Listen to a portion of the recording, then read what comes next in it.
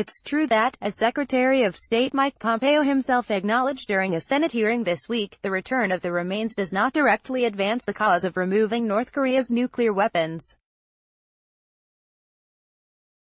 The Korea expert Victor Cha recently noted that, in one sense it may be counterproductive, since the North Koreans may demand U.S.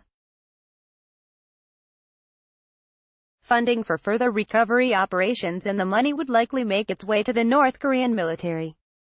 Nevertheless, returning remains isn't wholly unrelated to the denuclearization process either.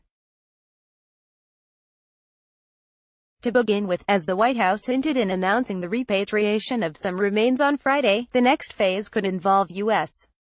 authorities joining North Korean authorities in North Korea to search for the remains of U.S. soldiers that have yet to be found.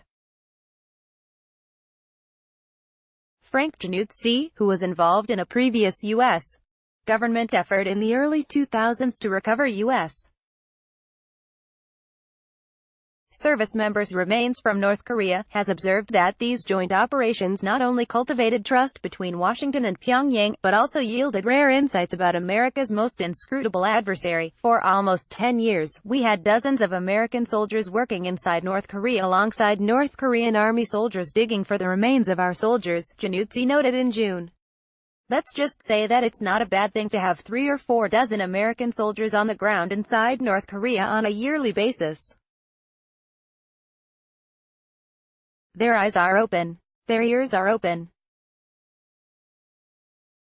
They learn things. One reason this latest round of nuclear diplomacy with North Korea is distinct from previous, ultimately unsuccessful rounds is that the parties are seeking to simultaneously make progress on rolling back North Korea's nuclear weapons program and establish new diplomatic relations between North Korea and the United States.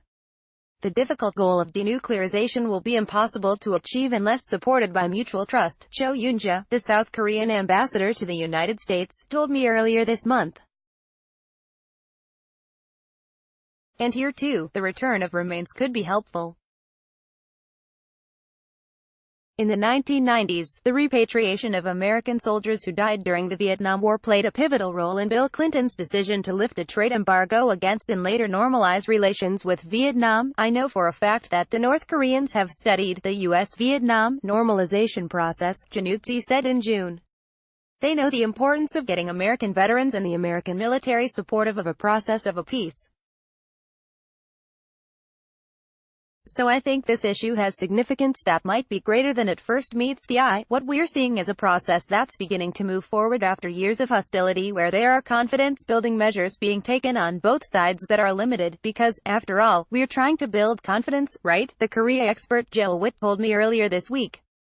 We spoke after his website 38 North reported that North Korea was beginning to dismantle structures at a satellite launch site that Kim Jong-un had promised Trump he would destroy.